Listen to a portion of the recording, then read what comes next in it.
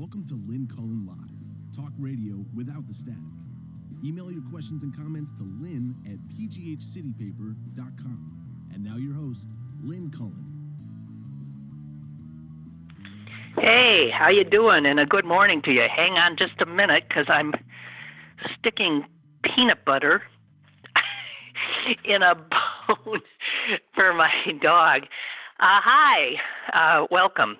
Actually, that was Bree in Malaysia had suggested last time the dog started barking, put peanut butter in a bone. Now, we do that, but here, there you go. Okay. Sorry. The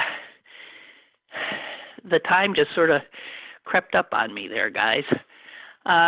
Welcome to another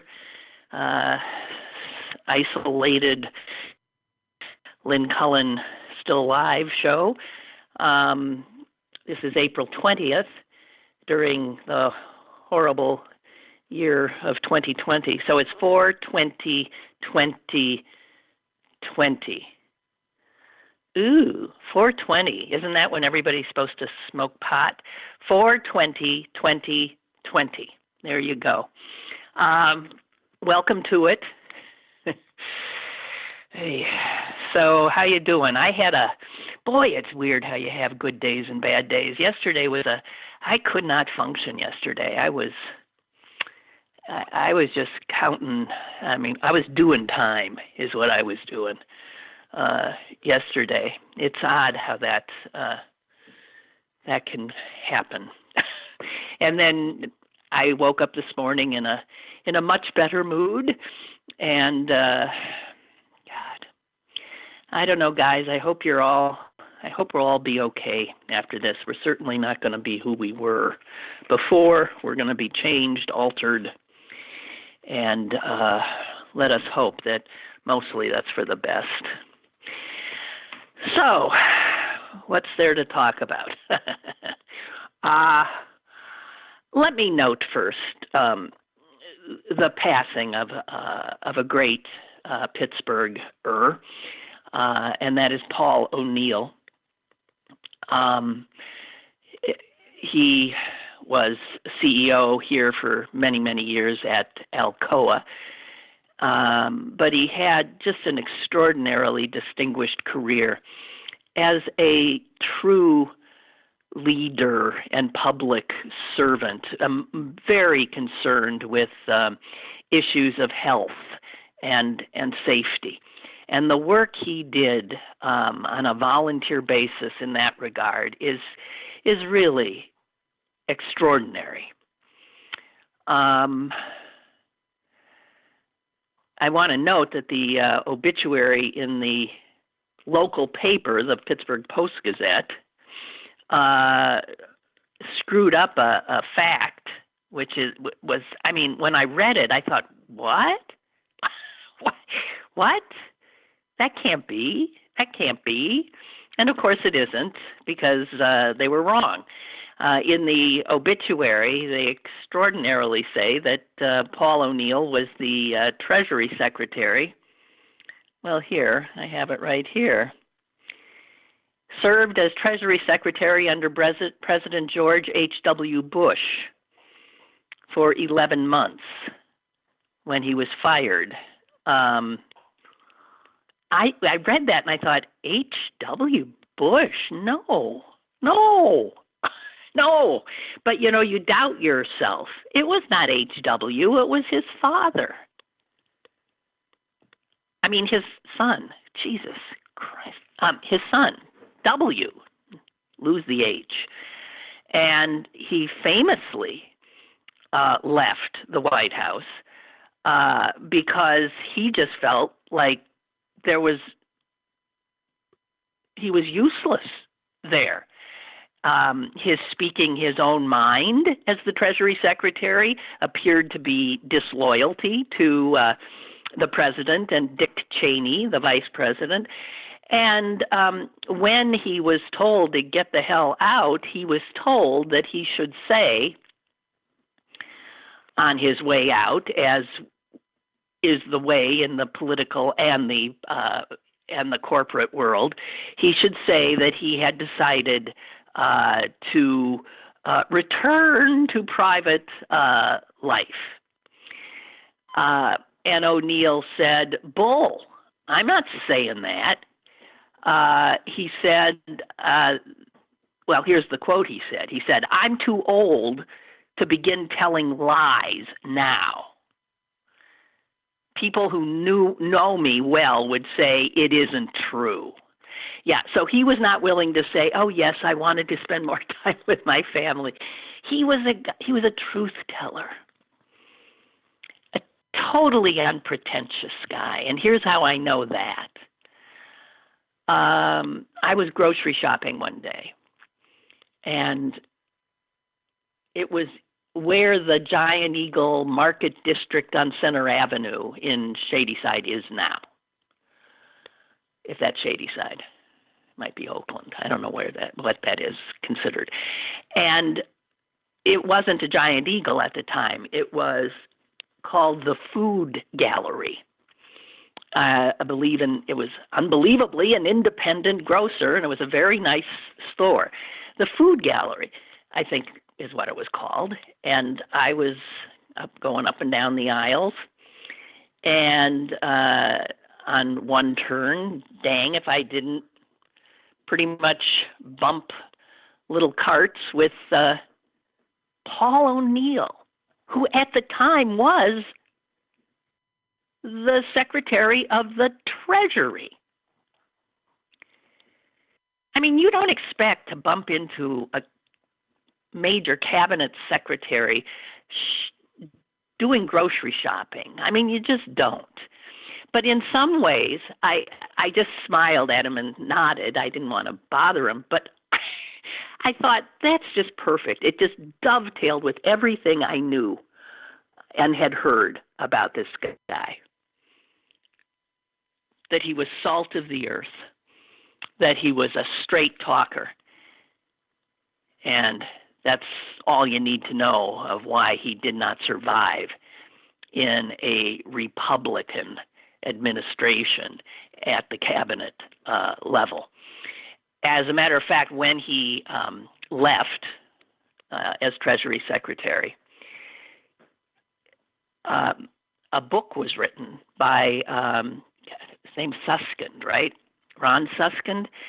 And it was, at the time, a really, really bestseller because it talked about the inner workings of W's White House. And it talked about how O'Neill said going to a cabinet meeting was absurd. It was like an exercise, and it had all been done. Everything had been decided. It's not as though he was sitting there because his thoughts or opinions on something were wanted. No, he was there as a rubber stamp. And at the time, this just was so scandalous and outrageous. But he was a truth teller. And one of the things that he said in, let me see if I can find it here. One of the things that he said about sitting in those cabinet briefings was this, which I loved. He said, being at cabinet meetings presided over by President Bush was, quote, like a blind man in a room full of deaf people. There is no discernible connection. Paul O'Neill, a good man. I think a fearless man. Married to his high school sweetheart from his high school in Anchorage, Alaska. His dad was in the military, so he grew up on a lot of different bases. A good man. And he's exactly the kind of no bullshit, straight talking leader that we could use. right now that we are, of course, sadly lacking, missing, and to our detriment. Is the caller still there, Amy, I hope? Hello, caller. Hey, good morning, Lynn. Hi. Hey, Lynn, I could probably call in for some good information, and I'm not going to get negative. You mentioned Paul O'Neill. Yeah. Okay. I've run a safety training company since 1992. He is the ultimate god of safety. Yes. If you could put a person whose picture if you could deify anybody for safety, a true safety engineer, right. True. He went into Alcoa, and there was accident rate was, I think I tried this morning, 1.85 or 2 per 100,000. He came into this large multi-billion-dollar corporation and said, "What's going on here?" They said, "Well, that's accepted part of how we do business. There's going to be a few deaths per 100,000 workers. Just put that into the paperwork. Put that into the build that into the mix." And Paul O'Neill started building in death into the mix. And people are like, "What do you mean?" Like, well, that's the numbers. So then O'Neill, think about that. Think what you just said. You're just building into the fact that you're going to kill people. Right, essentially what you're saying. And they're like, well, like nobody's ever thought that before. Like, what do you mean? Well, because that is acceptable. And in fact, I think it was just last week I was saying that I forget which federal agency decided to relax certain regulations on something and acknowledge that it would result in, I forget how many thousands more premature deaths in the country, but that was considered, hey, that's okay. Well, that's what I'm saying. See, what Paul O'Neill actually did when he went to, I think he was in India or Brazil, and one of these this is when he was in charge of Alcoa. Went in there and said they were having problems with safety. Yeah. Paul O'Neill went down there, flew down there in a plane. He met with these people. He said, "What's going on here?" They said, "Well, we're told we want to get the products out to market, and sometimes people were rushing here to get things out the door, and there's a lot of accidents." O'Neill said, "There's not going to be no more. I'm the president. I'm in charge. Stop." Yeah. We're going to have meetings with everybody here. He worked here with the hospitals here. He was on the board of UPMC until he wasn't, because that too was an organization that he learned to loathe.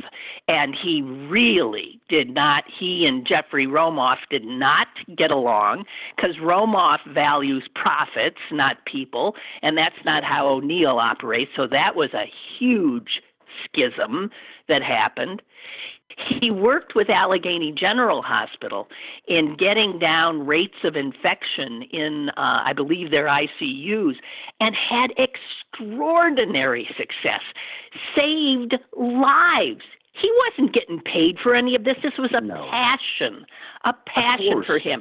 Worked with the Jewish Healthcare Foundation to do all of this kind of, to get better outcomes, to have less infections in hospital settings.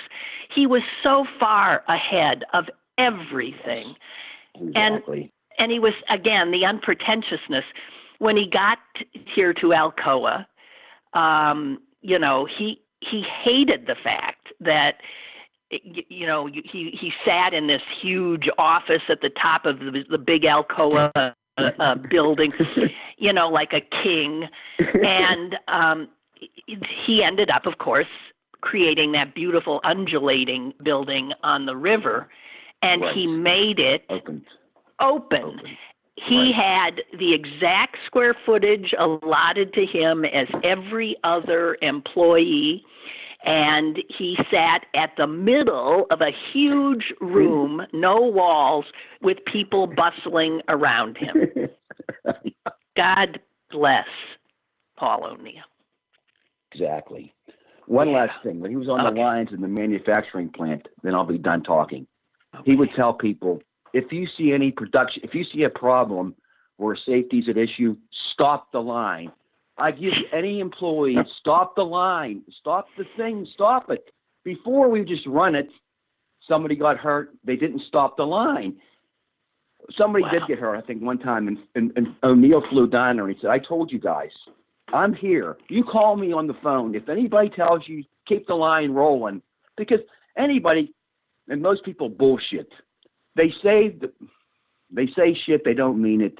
Paul O'Neill he walked the walk and talked the talk. Right. That's all we're looking for in a leader. One more positive thing I'm going to say, Joe Biden all the way, because what a contrast. Contrast that his leadership style, he's not the brightest, but he's definitely has the heart to do the job. Joe Biden, contrast him to another president who's currently resigning in the administration right now. Contrast the two. You're going to see at election time, there's AC and BC, or AC, there's before coronavirus BC and after coronavirus AC. The whole world's going to change. It's changing right now and evolving. The creme de la creme will be in 6 months or however time November comes around.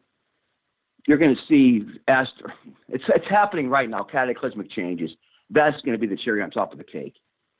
Finally, we'll get some responsibility. Let's hope.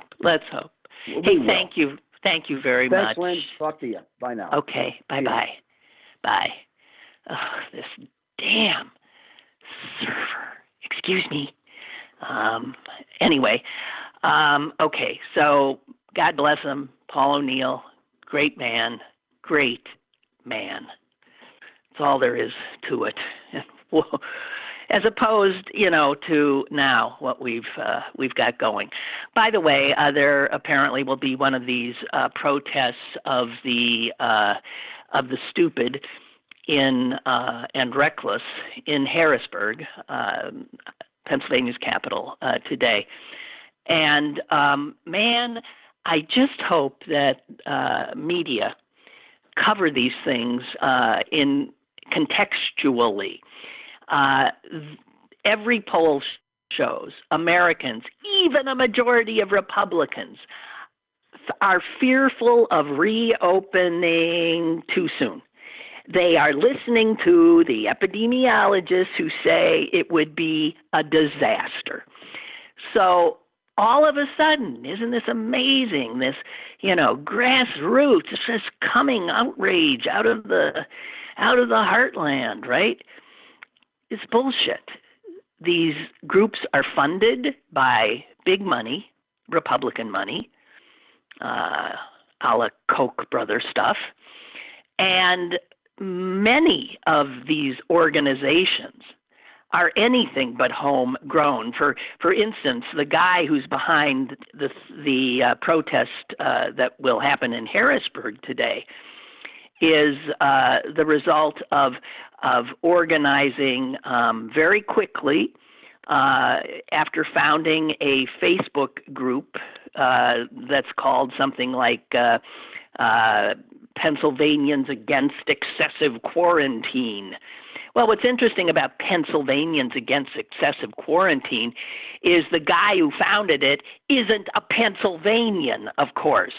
He's the same guy behind Wisconsinites against excessive quarantine and Ohioans against excessive quarantine. There are three brothers that are behind most of us.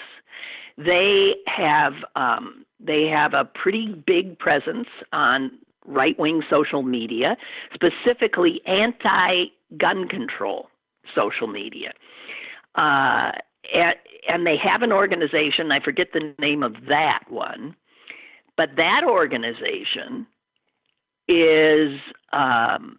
was founded because they found the National Rifle Association too liberal.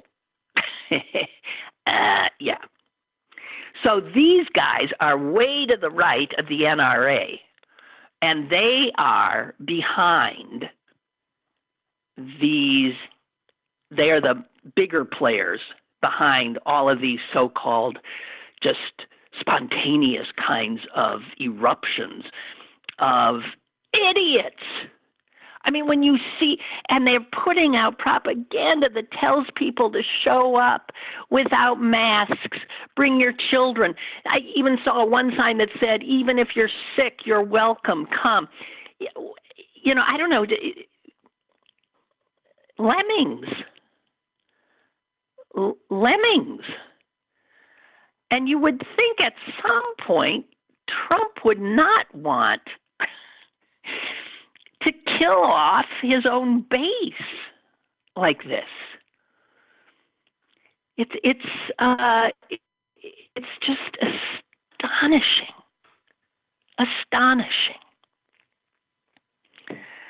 Oh man. Okay. Now,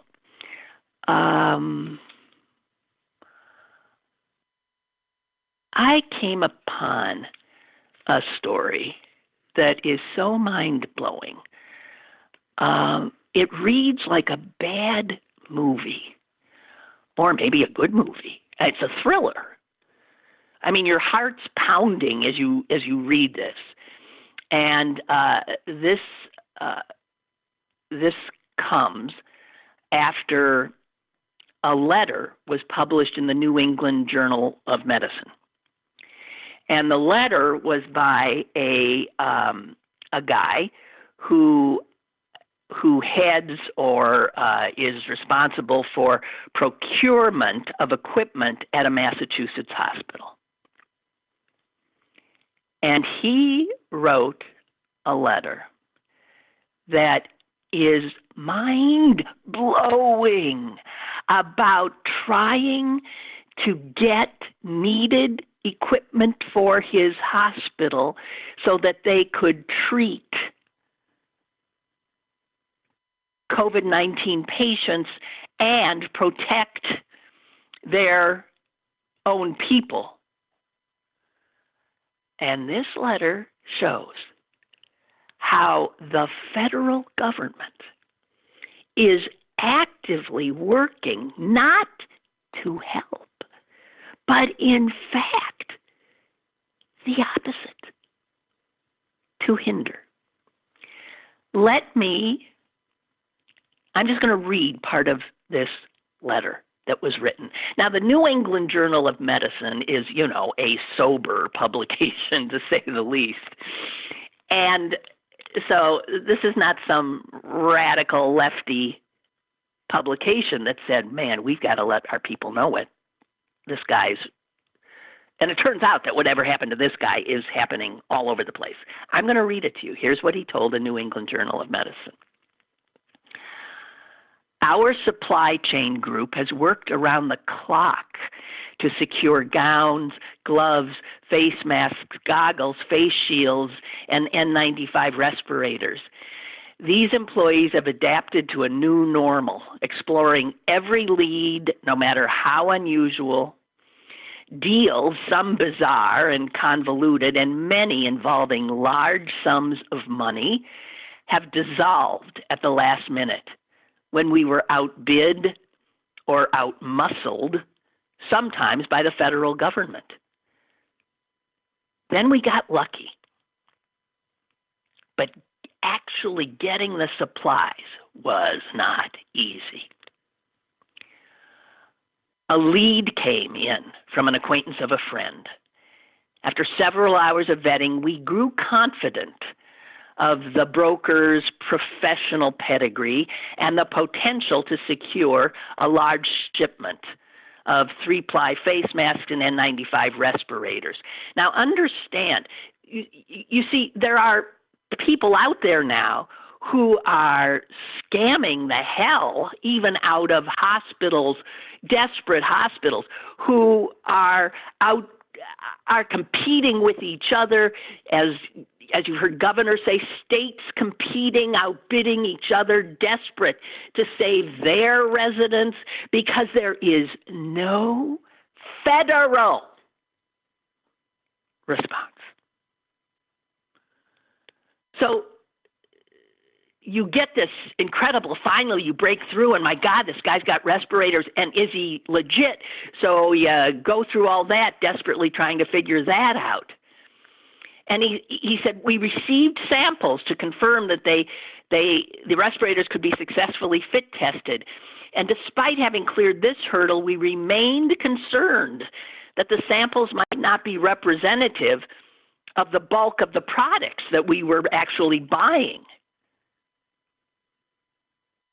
Imagine all this anxiety. And you're paying 4 times what you would normally pay, 10 times what you would normally pay, and you're buying a pig in a poke, and lives are hanging in the balance.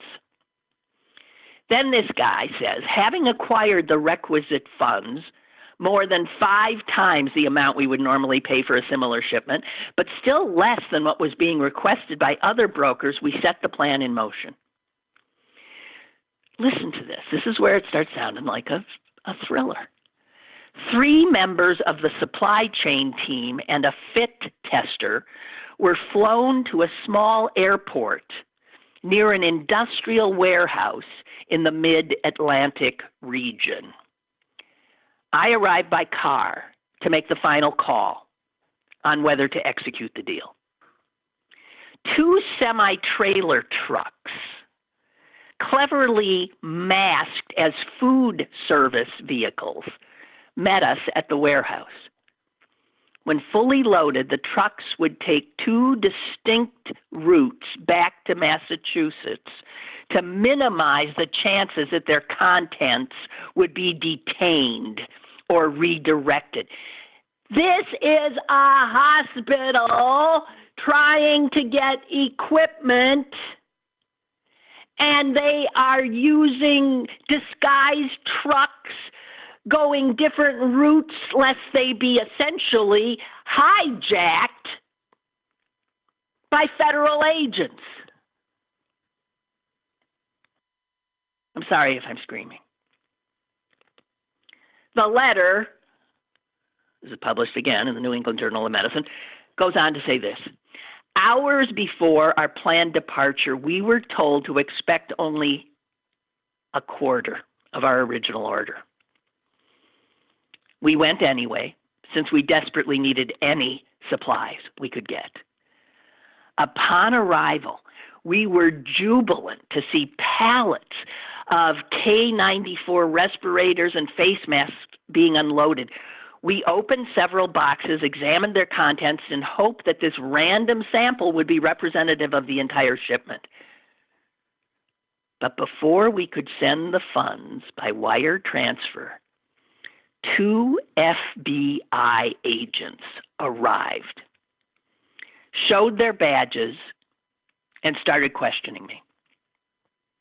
No, I told them this shipment is not headed for resale or the black market. The agents checked my credentials, and I tried to convince them that the shipment of PPE was bound for hospitals. After receiving my assurances and hearing about our health system's urgent needs, these agents let the boxes of equipment be released and loaded into the trucks. But I was soon shocked to learn that the Department of Homeland Security was not satisfied and was still considering redirecting our supplies.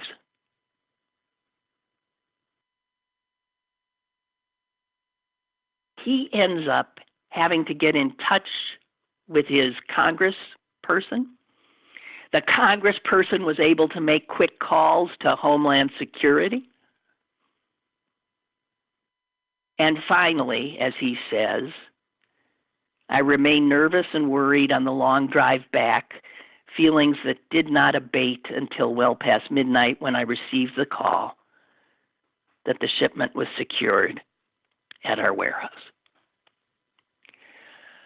Now, this is horrifying.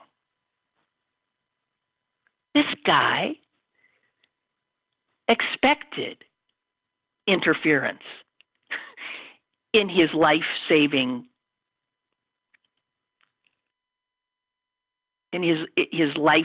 mission.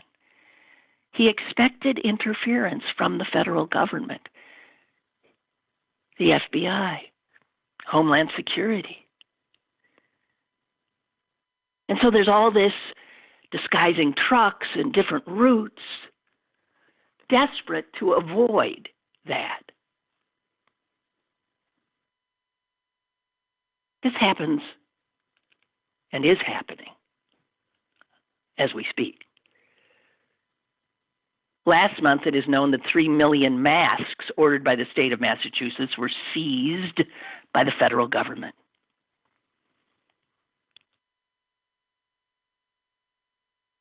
The governor of Illinois is arranging secret, chartered flights of supplies as his way of outmaneuvering the feds.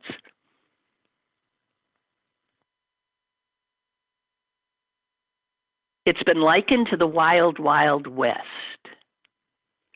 And even if you've managed to find supplies, managed to find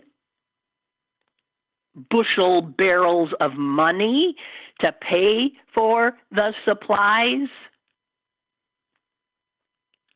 you still are nowhere assured that you are going to be able to then get the supplies to where you want them to be.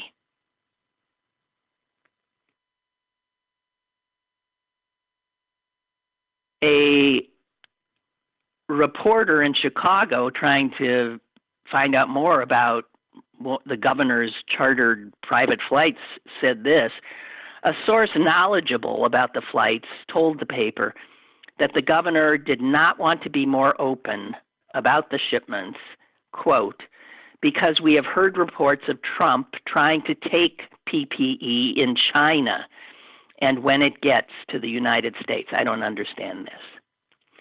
So, New York Magazine, writing about this, says this is not just the federal government telling states they are on their own, as obviously has been told to them repeatedly, but it is showing that they will even go so far as to try to handicap and, in fact, hijack supplies that these desperate governors and hospital procurement people are trying to make. New York Magazine says, in itself, it is a moral outrage, demonstrating incredible political sadism, given that states lack the resources of the federal government. The feds know that in many cases, states are legally barred from deficit spending, which means that in a time like this, a time of horrible crisis, they are functionally unable to respond. This is when a federal government is to step in as the backstop. But instead, we have Jared Kushner telling us that the federal stockpile is for the federal government. What does that mean?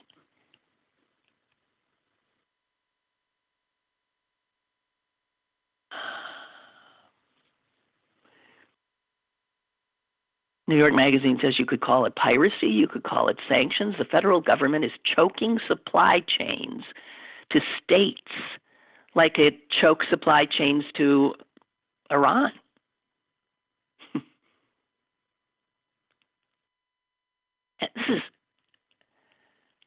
This is federal interference of the kind that we use against enemy nations.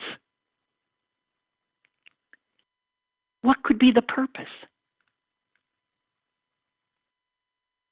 What possibly could be the purpose?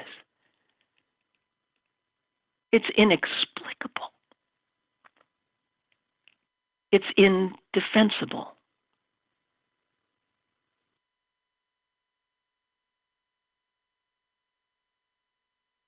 The fact is we need some more journalism on this. We do not know what's happening to the supplies the feds are grabbing. We don't know on what grounds they are being seized or threatened with seizure. What business does the Department of Homeland Security and FEMA, which is another one that's grabbing these things, have with ventilators and PPE purchases by governors and by local hospitals?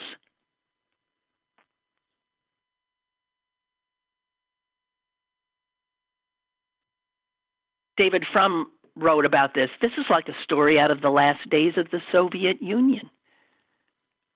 This is what it means to be a failed state.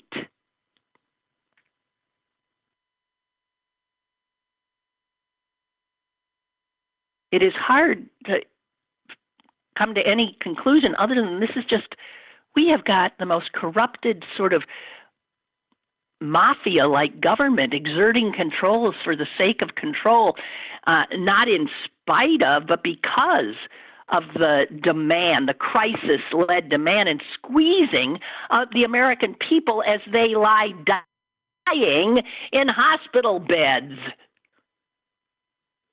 or attending to the sick and dying and terrified with inadequate protection.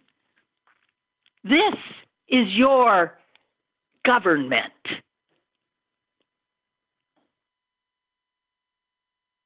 Under Trump and his Republican enablers. It is mind-blowing. We have a caller. Caller, go ahead, please. Mike in D.C. Hi, Mike. Hey, Lynn, it's Mike in D.C. Hi. How are you? I'm good. So a friend of mine has a theory about why they're gathering blue states masks. And that's because, number one, the federal stockpile is almost out. And they want to have a stockpile for when the red states start to get hit really bad. And that everything that's happening now is to prepare the red states for when they get it. And stealing what? Stealing, you're saying, stealing from the blue states, Massachusetts, Illinois, stealing from the blue states so that they can possibly hold numbers down in the red states that are behind this curve still. Right, so that they can offer, because the federal bank of them are almost depleted. And they don't like that, obviously, because when the red states start to get it, they won't have any support for them. So that's one theory, yeah. And I think there's some merit to it. Yeah. Well, no, I mean, the White House has been very open about how Trump will send more money and aid to, governors who he likes. He openly calls for insurrection against governors he doesn't like. I mean, we have a president now who is calling for rebellion in some of the states of these United States. You can't, is that not treason? The president cannot break the law. Where were you 3 months ago? Oh, I'm sorry. Wait, I'm Don't just you remember? Yeah, I know. I'm getting my president Constitution cannot commit treason out. because he's the president. Oh, my God. Oh, my God. Well, I want to know how the FBI knew about that transport. That's how plugged in. So people who think, I'm going to have a VPN on my computer and the FBI is not going to know, please. The FBI just happened to show up at this nondescript place with all that covert action they took. They know everything about everybody. Oh, my God. It's unbelievable. If you're not afraid, then you're not paying attention. I'm trying to see what the definition of treason is. So wait a minute. It's just if you start reading the Constitution, it's frightening. What powers that this jerk does have, but he's grabbing powers he doesn't have. and he's fomenting revolution. Here it is. Treason against the United States shall consist only in levying war against them or in adhering to their enemies, giving them aid and comfort. Well, wait a minute. Trump calling for the liberation of, name the states, he's done it too. Is that not adhering to the enemies of the states and giving them aid and comfort? Is he not openly doing that? The problem with your initial statement is read. You said, don't they read? Can't we read the definition of treason? Or can't we read the Constitution? No, nobody reads. Reading is for losers. TikTok is for cool people. Nobody reads. The president doesn't even read. No, he's never read the Constitution. I know that, but... Right, and do you think he'd ever say to an aide, get me the definition of treason? You know what I'm saying? So our democracy is based on the fact that a portion of us will vote and be educated on the facts. If that portion keeps getting smaller and smaller and smaller and smaller, you don't have to be a genius to see that the democracy won't survive. Listen to this. I'm still on the Constitution here. Okay. The United States shall guarantee to every state a Republican form of government, obviously doesn't mean a Republican form of government, and shall protect each state against invasion. Unless your governor doesn't compliment the president. Yeah. Isn't there a clause like that in there? No. And, I mean, you have a guy who's literally calling for the, invasion of these states. Oh, my God. So, we are really effed. Unbelievable. So, that's all I got. I don't know. Frightening. Yep, frightening. Yeah. All right. Thank you. Bye. Bye. This came over the transom. It's from the Atlantic. I'll read it. Some of you might like it. Some of you might not. I don't care. It's a prayer, the coronavirus prayer. And it's by, who cares, James Parker. Dear Lord, in this our hour of doorknobs and droplets, when masks have canceled our personalities, in this our hour of prickling perimeters, sinister surfaces, defeated bodies and victorious abstractions, when some of us are stepping into rooms humid with contagion, and some of us are standing in the pasta aisle. In this our hour of vacant parks and boarded up hoops, when we miss the sky-high roar of the city and hear instead the tarp that flaps on the unfinished roof, the squirrel giving his hinge-like cry, and the siren constantly passing. To you, we send up our prayer. Let not heebie-jeebies become our religion, our new ideology with its own jargon. Fortify us, Lord. Show us how. What would your saints be doing now? St. Francis, he was a fan of the human. He'd be rolling naked on Boston Common. He'd be sharing a bottle, no mask, no gloves, shielded only by burning love. But I don't think we're in the mood for feats of antic beatitude. In New York and in Madrid, the saints maintain the rumbling grid. Bless the mailman and equally bless the bus driver, vector of steadfastness. Protect the bravest, the best we've got. Protect the rest of us. Why not? And if the virus that took John Prine comes as it may for me and mine, although we've mostly stayed indoors, well, then, as ever, we're all yours. That is the coronavirus prayer.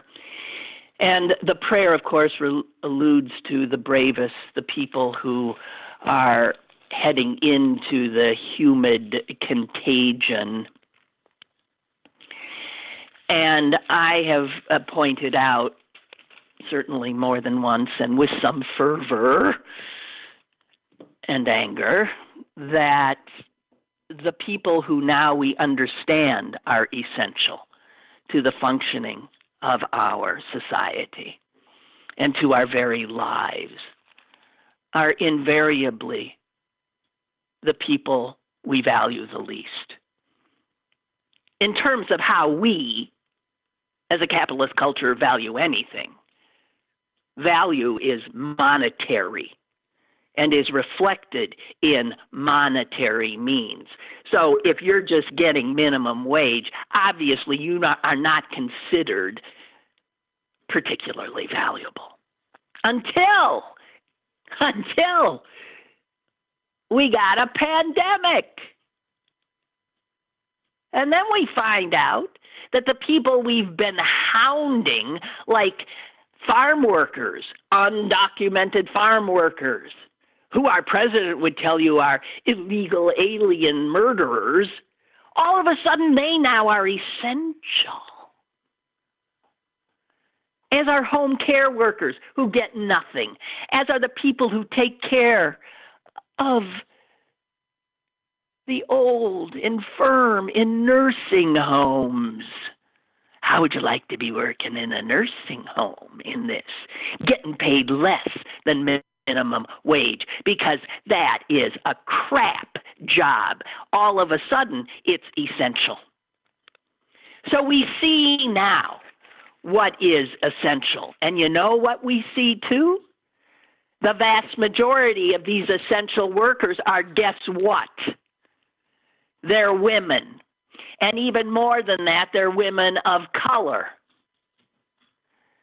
They are people of color, and they are women, the essential workers, the people who get crapped on with regularity by the white men who are not so essential, but who are valued in the way capitalism values you.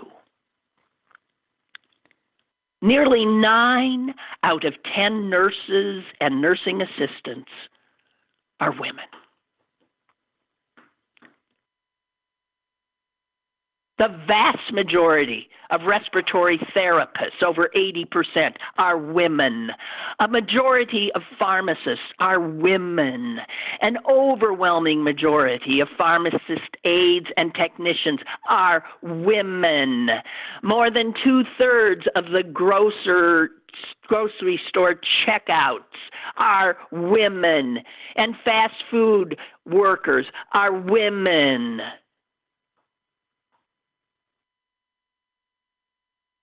Yes, men make up a majority of workers in a number of essential sectors, like law enforcement, transit, public utilities. But there are simply nowhere near as many of those jobs as there are in the industry at the forefront, which is dominated by women, and that is health care. There are 19 million health care workers in this country. That's 3 times as many as there are in agriculture, law enforcement, and package delivery industry combined. And as I said, the vast majority of healthcare workers are women. there are 4 registered nurses for every police officer. And still, there are shortages of nurses. Women account for 73% of American healthcare workers who have been infected since the outbreak began. So when you hear that those who are trying to care for the sick and dying are themselves getting sick and dying, you have a number you can put on that now. 73% of them are women.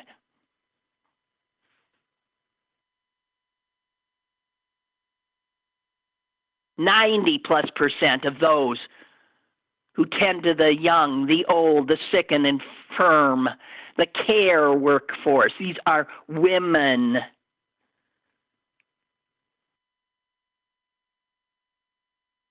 Of the 6 million people working healthcare jobs that pay less than $30,000 a year,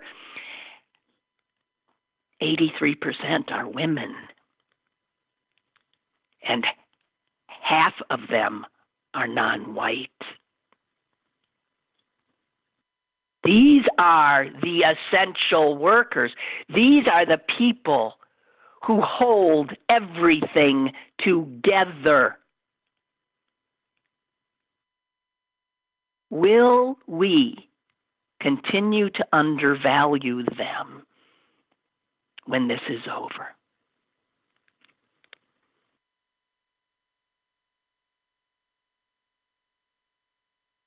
The way we value work is upside down. I've said it before this, upside down.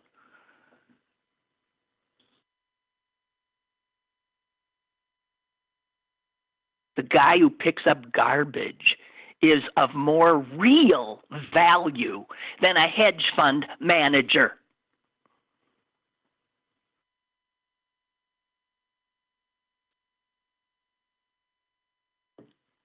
From the mouths of babes, listen to this. This was in the New York Times yesterday. It's a quote from a little 5-year-old in Pittsburgh. Her name is Aurora Ozanek. And I got to tell you, 5-year-old Aurora Ozanek is one smart little thing.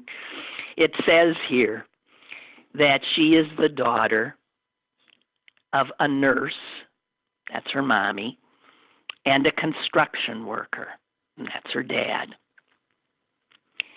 And Aurora makes sense of her parents' job this way. This is what she told the New York Times reporter. Mommy fixes people. Daddy fixes things.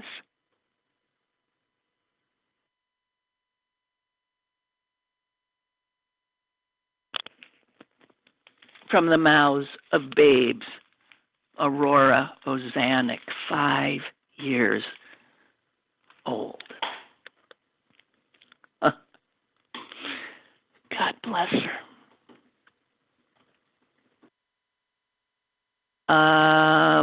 What we got here?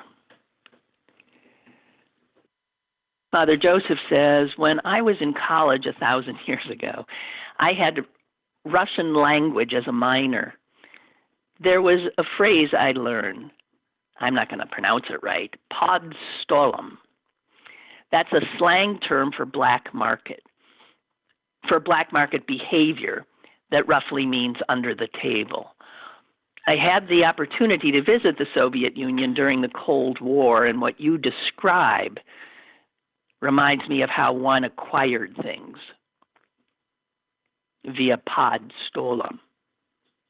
Yeah, that's right. We have become, because we become a criminal country. Our government is acting like a criminal enterprise. Hijacking health supplies. In fact, Father Joseph says, in those days, The local citizens accepted this as a way of life. I got news for you, they still do. You could wait on the state or go to the pod stolum route to simply get it done. Yeah. Yeah.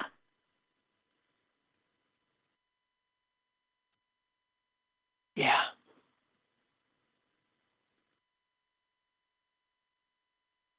Oh, God.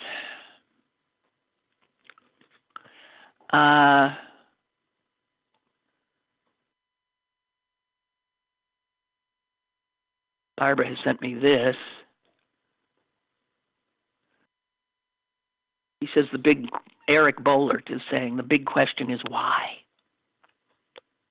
Why? 1 month into this crisis, and we still don't know why Trump will not help key states secure desperately needed medical equipment, or why he peddles this miracle cure. Not to mention his absurd briefings where he silences scientists and spews lies and contradictions. Why did he purposefully ignore detailed intelligence warnings? Why did he place the totally unqualified Jared Kushner in charge of a national emergency? Why did he refuse to invoke the Defense Production Act? Or why the government airlifted 18 tons of donated respirator masks, surgical mask gowns, and other medical supplies to China in February? If Trump had done just one of these things, it would have been considered a shocking lack of leadership. But he's done them all. And still, most journalists do not ask that question.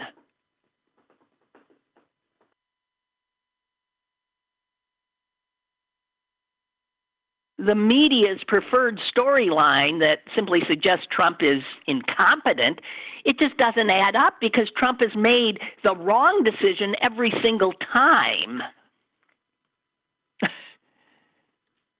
It is increasingly not believable for the press to suggest Trump has been distracted or inept consistently.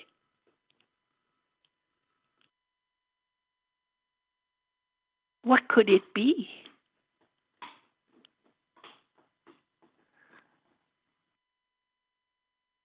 There doesn't seem to be any ideological reason why Trump would want to oversee a monumental government failure.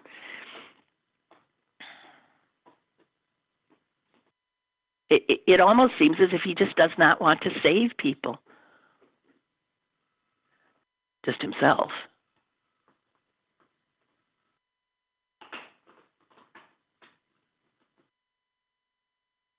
I don't know. I don't know. Oh my, the books that will be written. And the death toll is now what? It's over 40,000. He's so sure it's going to what? Stop at 60? I doubt it. We don't even have these red states, nor do we have the spike that will occur from all of these idiotic protests. It is like watching zombies.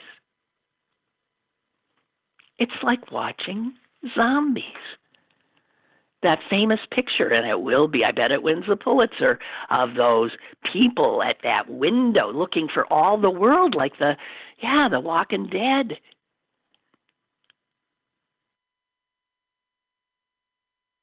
Incredible. I want to share one more thing with you, just because it's informational and rather well done, I thought. It is also from Sunday's New York Times, so some of you maybe have already read it.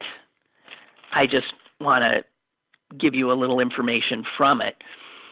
COVID-19, which is the illness caused by the coronavirus, is now the leading cause of death in the United States. It has killed more Americans every day since April 7th than heart disease kills in a day, the cancer kills in a day. So those have been the number 1 and 2 reasons for death, and it is now COVID-19. And the fact that these idiot protesters are saying, they said it was going to be 240,000 deaths, and look, it's just 40. And what they don't get is it's just 40 because people abided by the stay-at-home directives. These fools.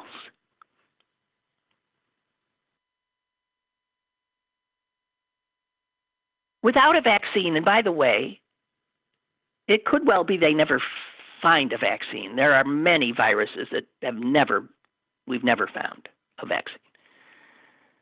And we've never found one within 2 years of attempting it, okay? Without a vaccine, this virus will circulate for years. And yes, we already know it can come roaring back, even if it starts to wane a bit in the summer.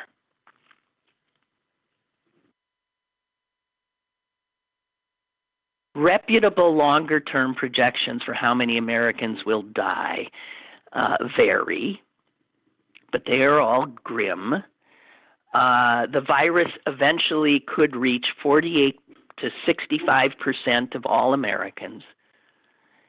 And if we keep the fatality rate at just under 1%, that would mean it would kill almost 2 million Americans before this is done.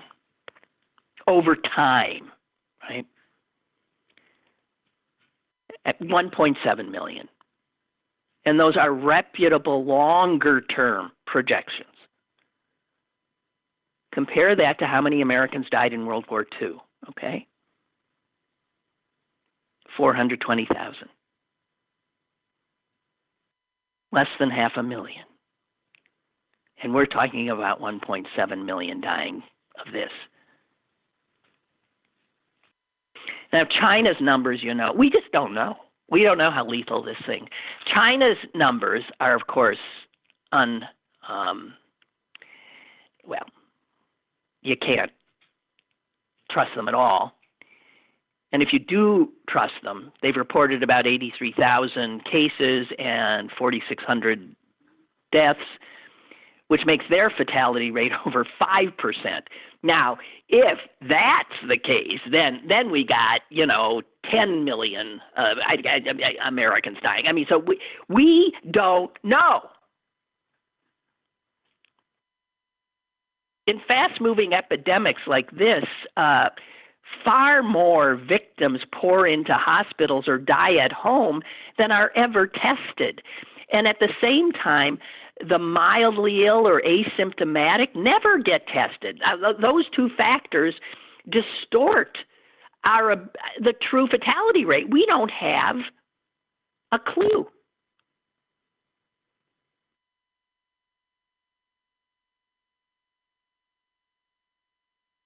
More from this special report, which I found frightening but interesting.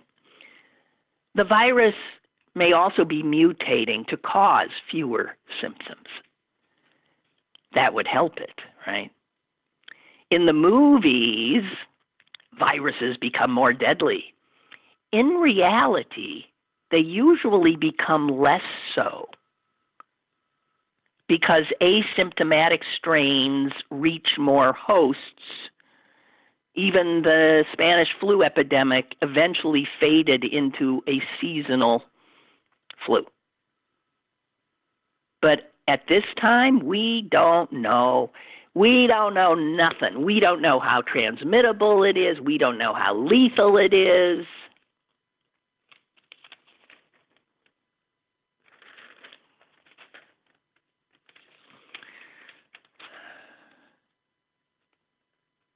and no one knows exactly what percentage of Americans have been infected so far. Estimates range from 3 to 10%. That's all. But it is likely a safe bet that at least 300 million of us are still uninfected. 300 million.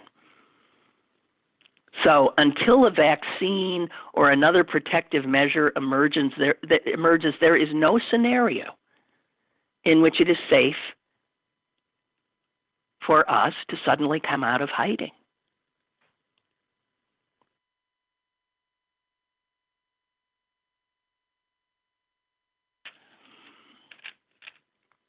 China recently closed all the country's movie theaters again.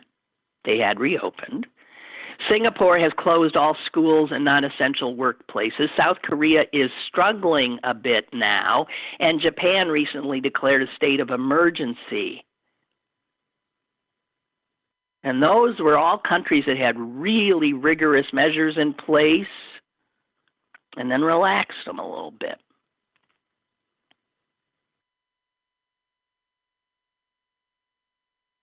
The government, it says here, is going to have to invent some way to certify who is truly immune, because you're going to have to be able to show you're immune to be out.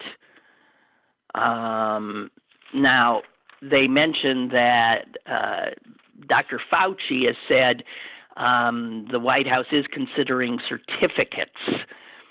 You know, show me your papers, and your paper will say, yes, I have had the virus. Germany is going that route, I guess. China uses cell phone QR codes. I don't know what those are, linked to the owner's personal details. And it turns out that the adult film industry in the porn industry in California pioneered a similar idea that what China's using for this over a decade ago. And that was that porn actors had a cell phone app to prove that they had tested HIV negative in the last 14 days. And then producers of these porn films could verify the information on a password-protected website, which might be that now we're going to have to all do what those porn stars have done. You know, ultimately getting a handle on how widespread this is, who's got it, who's had it, who's this, who's that, we got to do this contact tracking. We have to know. But we are so, not only are we behind in testing, you can't do contact tracing until you do the testing. We don't even have the testing. The CDC itself has about 600 contact tracers. It is estimated that we will need minimally 300,000.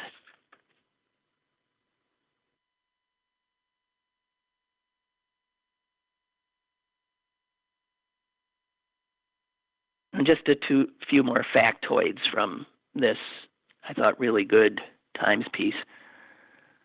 A public health crisis of this magnitude, and because it's global, requires, of course, international cooperation.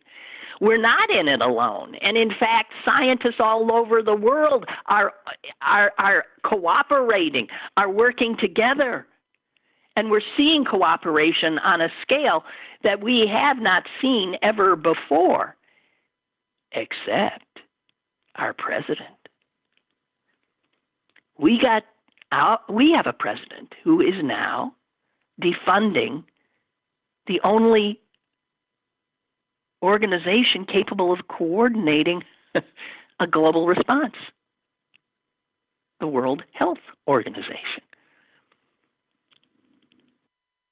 And we have a president who, you know, when he's not making love to China, he's antagonizing them.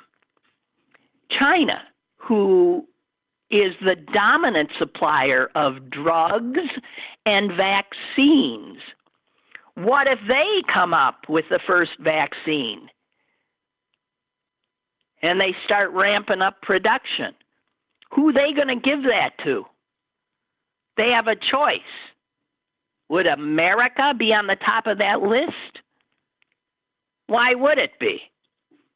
And yet the GOP plan to re-elect Trump is about antagonizing the Chinese further and blaming them. And then finally this, which we've alluded to as well.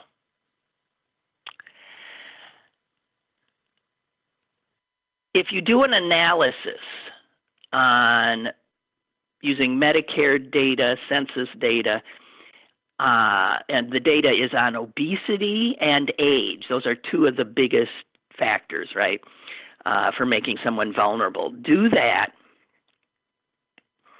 and do it for the whole country. You see that the most obese and the oldest Americans are congregated in states that voted for Donald Trump.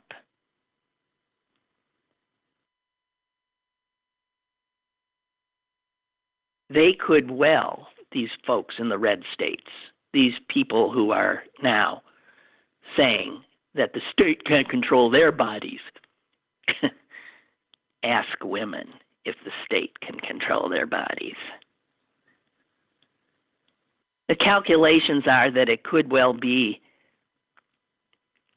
the people living in those red states where governors did not act, where they're reopening soon, they could, in fact, be 30% more likely to die of the virus. So, again, it brings us to that, why would Trump kill off his own base?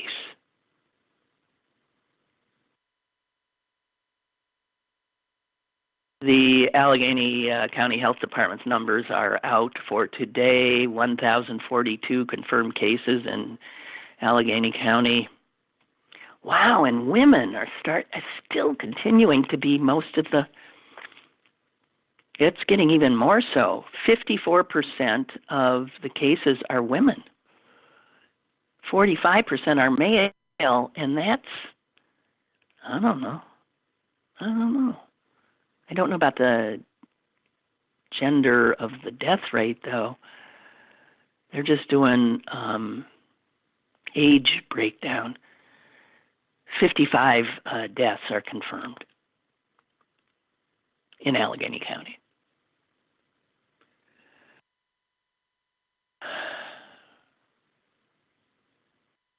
Lynn writes, the only reason I can think of as to why the administration is slowing down the distribution of these needed testing tools is because if there was widespread testing, then Americans would know how serious the problem is. And that would delay reopening business. And people would be scared.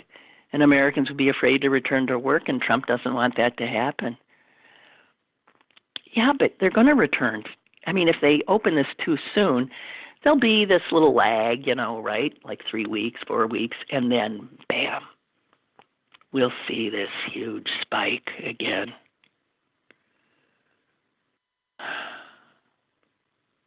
Incredible. Well, I think that's what I got for you today. And thank you for being there. And I'll be back tomorrow, and Susan will be joining us from Green Bay, Wisconsin. Okay? Have a good day. Enjoy this sun if you can. Feels so good. Okay? Be safe.